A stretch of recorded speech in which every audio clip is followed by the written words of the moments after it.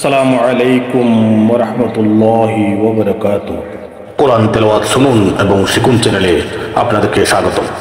দর্শক, আজকে আমরা আলোচনা করব আসমাউল হুসনা বা আল্লাহ তাআলার সুন্দর নামসমূহ, আল্লাহ তাআলার 99 নামসমূহ সম্পর্কে। আসমাউল হুসনা ও সেগুলোর ফজিলত। সহিহ বুখারী ও মুসলিম শরীফে হযরত আবু হুরায়রা রাদিয়াল্লাহু তাআলা আনহু থেকে বর্ণিত, রাসূলুল্লাহ সাল্লাল্লাহু আলাইহি ওয়াসাল্লাম বলেছেন, আল্লাহ তাআলার 99টি নাম রয়েছে। এ সকল নাম যে ব্যক্তি স্মরণ করে ও নিয়মিত পাঠ করে, আল্লাহ তাআলার মেহেরবানিতে সে জান্নাতে প্রবেশ করবে। তা আসুন আমরা আল্লাহ তাআলার 99 নামসমূহ কসিদা আকারে তেলাওয়াত করি।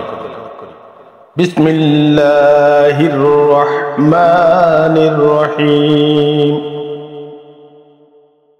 হুয়াল্লাহুল্লাযী লা ইলাহা ইল্লা হুয়ার রহমানুর রহিমুল মালিকুল কুদ্দুসুস সালাম المؤمن المهيمن العزيز الجبار المتكبر الخالق البارئ المصور الغفار القهار غفار القهار الوهاب الرزاق الفتاح العليم القابض الباسط قابض الباسط الخافض الرافع المعز المذل السميع البصير بصير الحكم العدل اللطيف الخبير الحليم العظيم الغفور الشكور العلي الكبير حفيظ المقيت الحسيب الجليل الكريم الرقيب المجيب الواسع حكيم الودود المجيد الباعث الشهيد الحق الوكيل القوي وكيل القوي المتين الولي الحميد المحصي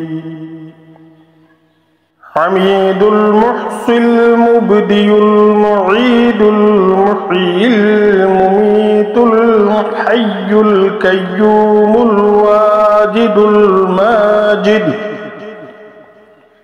الواحد الأحد الصمد القادر المقتدر المقدم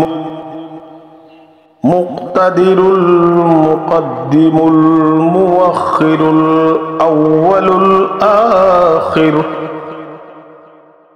آخر الظاهر الباطن الولي المتعالي البر التواب المنعم المنتقم العفو الرؤوف المالك الملك ذو الجلال والإكرام الرب المقسط الجامع الغني المغني المانع الضار النافع نافع النور الهادي البديع الباقي الوارث الرشيد الصبور صدق الله العظيم.